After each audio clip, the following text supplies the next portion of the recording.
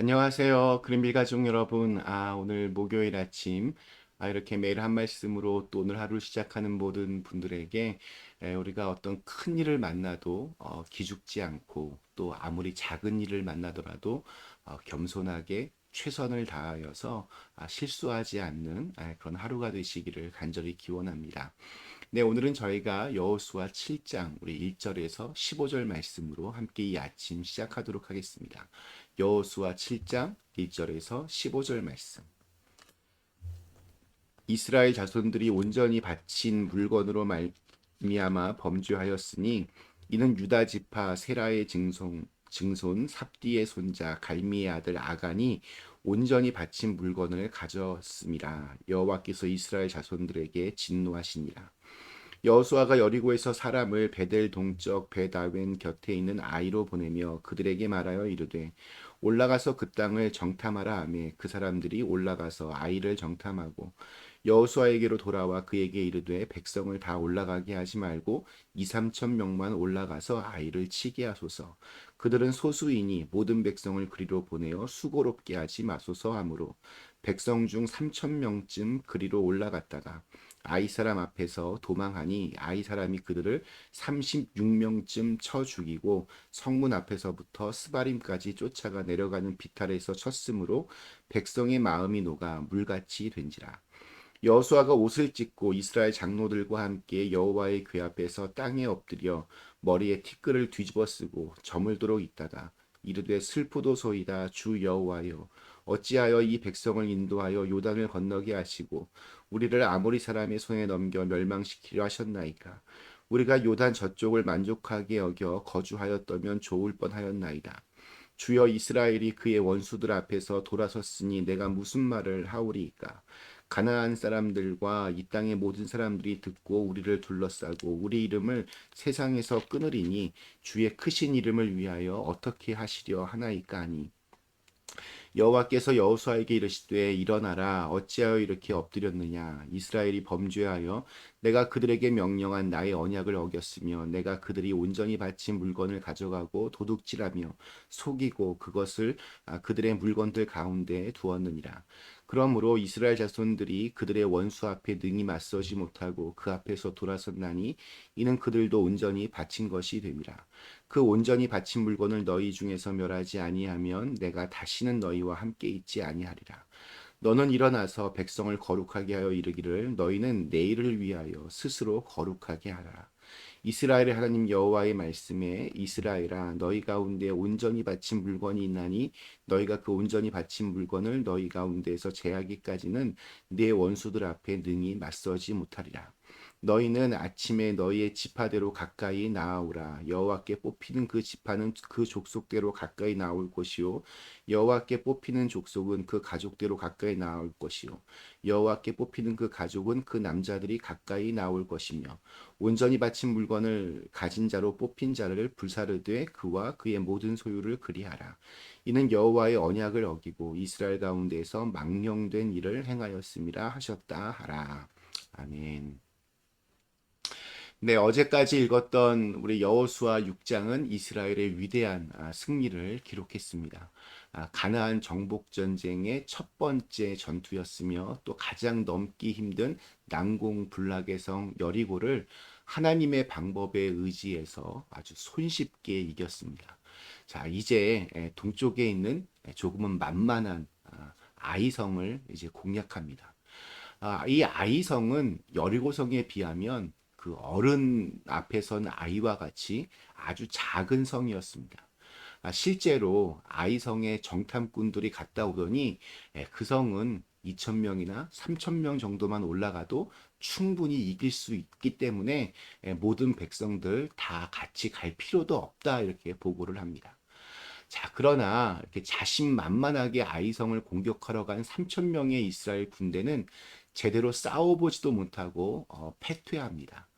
자, 그런데 그 패배란 것도 사실 뭐 대단한 것은 아니었습니다. 5절에 보면 불과 36명만 죽었을 뿐입니다. 그러니까 보다 더 큰 문제는 심리적인 것이었습니다. 그러니까 완전히 기세가 꺾였습니다.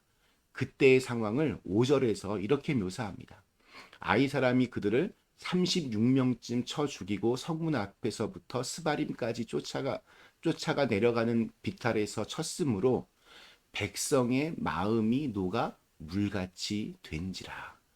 그러니까 백성들의 마음이 물같이 되었다. 그러니까 완전히 지금 기가 죽었습니다. 여호수아가 옷을 찢고 하나님의 그 언약궤 앞에서 머리에 티끌을 뒤집어 쓰고 날이 저물도록 마치 정말 넋이 나간 사람처럼 그렇게 있습니다. 하나님 전적으로 믿었기 때문에 그 실패에 대한 실망감도 굉장히 컸을 것입니다. 우리 7절, 8절에 보면 슬프도소이다. 여호와여 어찌하여 주여 내가 무슨 말을 하오리까 이렇게 탄식하면서 계속해서 기도합니다. 그러자 하나님께서 여호수아에게 왜 그 전쟁에서 졌는지를 설명해 주십니다. 이스라엘이 나와 맺은 언약, 지키라고 명령한 그 언약을 어겼고 전멸시켜서 나에게 바쳐야 될 물건을 도둑질하여서 가져갔으며 또한 거짓말을 하면서 그 물건을 자기들의 재산으로 만들었기 때문에 이스라엘 자손은 원수를 대적할 수도 없고 또 원수 앞에서 패하여 물러섰다 이렇게 말씀하십니다. 그 구체적인 그 이유가 오늘 읽은 1절에 등장합니다. 이스라엘 자손들이 온전히 바친 물건으로 말미암아 범죄하였으니 이는 유다 지파 세라의 증손 삽디의 손자 갈미의 아들 아간이 온전히 바친 물건을 가져갔습니다. 여호와께서 이스라엘 자손들에게 진노하시니라. 네, 이렇게 보면 이유 없는 실패는 없습니다. 굉장히 아이러니하게도 패배의 핵심 원인은 성공의 한 복판에서 시작이 되었습니다. 아이성의 패배는 여리고성의 그 승리의 현장에서 그 뿌리를 추적할 수 있었습니다. 이스라엘 군의 지도자들 가운데 여리고성의 보물을 욕심내어서 몰래 슬쩍 한 사람이 있었습니다. 그는 이스라엘 민족 전체에서 최고의 명문 가문이라고 꼽히던 유다 지파의 아간이라고 하는 사람이었습니다. 이 아간이라고 하는 사람의 이름의 뜻은 괴로움입니다. 정말 그 이름 그대로 이 사람의 죄는 이스라엘 민족 전체에게 말할 수 없는 괴로움을 주었습니다. 아간은 자기가 한 일이 이렇게까지 크게 될 줄 아마 몰랐을 겁니다. 꿈에도 생각하지 못했을 겁니다. 그것은 단순히 정말 전리품을 그냥 조금 챙긴 일이었고 또 아무도 모르게 처리했기 때문에 이게 별거 아니라고 생각했을지도 모릅니다. 그러나 별 생각 없이 저지른 이 아간의 이 죄가 아간의 목숨을 앗아갔을 뿐만이 아니라 그에게 속한 모든 가족들조차도 다 돌에 맞아 죽는 끔찍한 비극을 만들어 놓았습니다. 아간 한 사람을 통해서 이 아이성 전투는 가나안 정복 전쟁에서 유일한 패배의 기록으로 남게 되었습니다. 자, 그런데 이 아간 한 사람만 그럼 잘못했냐? 오늘 말씀 이렇게 읽어보면 여호수아를 비롯한 이스라엘 전체 역시 하나님께 간절히 매달리면서 모두가 합심하여서 하나님의 뜻을 쫓았던 여리고 때와는 굉장히 다른 분위기를 느낄 수 있습니다. 그러니까 아이성을 공격하기 전에 뭐 기도했다는 기록도 없고 또 하나님의 말씀을 이렇게 들었다라는 그런 기록도 없습니다. 여리고를 무너뜨릴 때는 온 이스라엘 백성이 함께 수고했습니다. 언약궤를 앞세우고 하루에 한 바퀴씩 6일 동안 여리고성을 돌고 마지막 날에는 무려 7바퀴를 돌았습니다. 그 긴 기간 동안 모두 입을 다물고 불평이나 한숨, 원망은 다 접어두고 침묵하며 그렇게 돌았습니다. 그리고 마지막 순간 정말 모두가 다 합심하여서 여호수아의 명령이 떨어지자 함성을 지릅니다. 그러니까 모두가 함께 그 일을 했고 모두가 함께 여리고성이 무너지는 그 기적을 만들었습니다. 자, 그러나 여리고성의 이 완벽한 승리는 정말 아이러니하게 이스라엘을 교만하게 만들었고 또 해이하게 만들었습니다. 200만 명의 이스라엘 사람들 중에 단 3천 명만이 전쟁에 참전하였고 나머지는 그곳에 가지도 않은 채 자기 진영에서 편하게 쉬고 있었습니다. 이 세상에 만만한 것은 하나도 없습니다. 내 힘으로, 내 능력으로, 내 마음대로 되는 일은 없습니다. 내가 낳아서 키운 자식도 내 마음대로 되지 않습니다.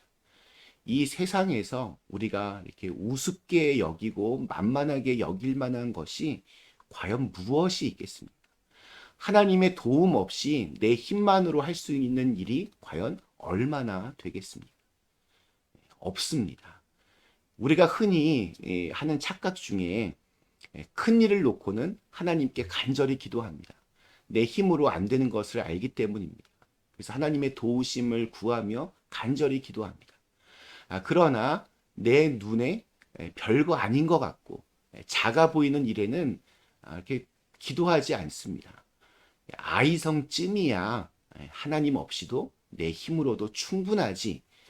그러다가 큰 코를 다칩니다. 크면 큰 대로, 작으면 작은 대로 그렇게 기도하면서 하나님의 뜻을 구하는 것이 우리 믿음의 사람들의 모습이어야 합니다.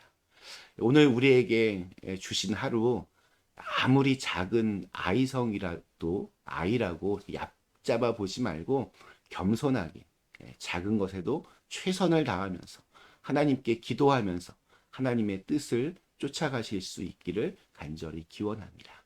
잠시 함께 기도하시겠습니다. 하나님, 오늘 주신 말씀 통해서 이 아이성에서의 참 어이없는 패배의 소식을 저희가 함께 봤습니다. 한 사람의 잘못이 공동체 전체를 그렇게 망가뜨렸습니다. 또한 아이성쯤이야 내 힘만으로 충분하지라고 하는 이 이스라엘의 교만도 한 몫을 했습니다. 하나님, 저희가 아무리 작은 것이라도 그 악은 그 모양조차도 버릴 수 있도록 인도해 주시고 크면 큰 대로 작으면 작은 대로 항상 하나님께 기도하면서 하나님의 그 길을 구하면서 저희가 살아갈 수 있도록 인도하여 주시옵소서. 예수님의 이름으로 간절히 기도드리옵나이다. 아멘.